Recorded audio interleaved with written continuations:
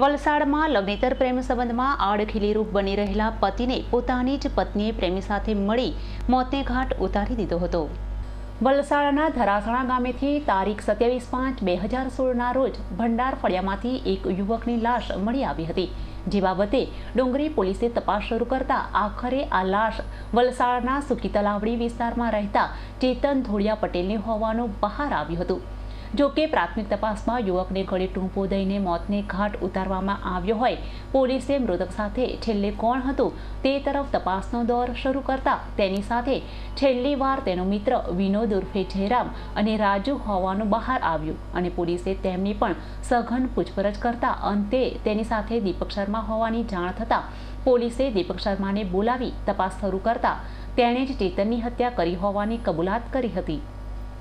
દીપક શર્મા રહે વલસાડ અને ચેતનની પત્ની સુનિતા વચ્ચે છેલ્લા કેટલાક સમયથી પ્રેમ સંબંધ બંધાયો હોય તેઓના પ્રણયમાં ચેતન આડખીલીરૂપ બની રહ્યો હોય તેને દૂર કરવા માટે બંને પ્રેમીઓએ મળીને પ્લાન બનાવ્યો અને તારીખ 27ના રોજ સાંજે દીપક શર્મા ચેતનને દારૂ પીવડાવવાના બહાને રિક્ષામાં લઈ ગયો, પરંતુ માર્ગમાં ચેતનના બે મિત્રો રાજુ અને વિનોદ મળી જતા તેનો પ્લાન ફેલ થાય તેમ હોય બંને મિત્રોને બેસાડી ચેતને દારૂ લેવા માટે મોકલ્યો હતો। છતાં બંને મિત્રોએ ચેતનનો પીછો ન છોડતા બંને મિત્રો રાજુ અને વિનોદે સાથે આવેલી સુનિતાને ઇશારો કરીને બંનેને સાથે લઈ જવા માટે જણાવી બંને દીપક શર્માને ઘરે મોકલી દીધા બાદ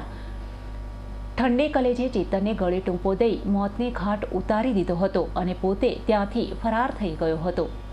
ઘટના અંગે દીપક શર્માએ સુનિતા સાથે પ્રેમ સંબંધ હોવાનું અને તેના ઇશારે જ ચેતનની હત્યા પણ કરી હોવાની ચોંકાવનારી કબૂલાત કરતા પોલીસે બંનેની ધરપકડ કરીને આગળની કાર્યવાહી હાથ ધરી છે।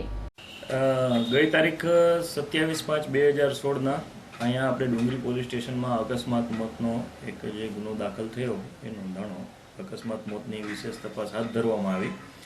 એ દરમિયાન જાણવા મળેલ કે જે મરણ જનાર વ્યક્તિ છે એની ગુમ જાણવા જોગ વલસાડ સિટી પોલીસ સ્ટેશનમાં પણ દાખલ થયેલ હતી અને આખા ઘટનાક્રમની તપાસ દરમિયાન એવું ખુલવા પામેલ છે કે જે મરણ જનાર વ્યક્તિ છે એ એની પત્ની સુનિતાબેન અને દિલીપભાઈ ઉર્ફે ડીકે જે રિક્ષા ચલાવે છે, પોતે રિક્ષા ચાલક છે, એ બંનેના પ્રેમ સંબંધો હતા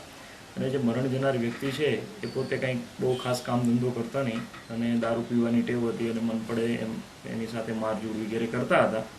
એટલે તેનાથી કંટાળી જઈ અને આ બંને જણાએ સાથે મળી અને એને મોત નિપજાવવાનું નક્કી કરેલું। પ્રાપ્ત માહિતી મુજબ તેઓના નિવેદન લેતા અને એની પૂછપરછમાંથી એવું જાણવા મળેલ છે કે દારૂ પીવડાવવાનું બહાનું કરી અને રિક્ષામાં બેસાડી આ બાજુ લાવી અને દારૂ પીવડાવી અને નશામાં હોય એટલે પોતાનું ખાસ પોતે શારીરિક રીતે મજબૂત ન રહી શકે એટલે પછી એનું ગળું દબાવીને મોત નિપજાવે છે। અમૃત પટેલનો રિપોર્ટ, S9 ન્યૂઝ, વલસાડ।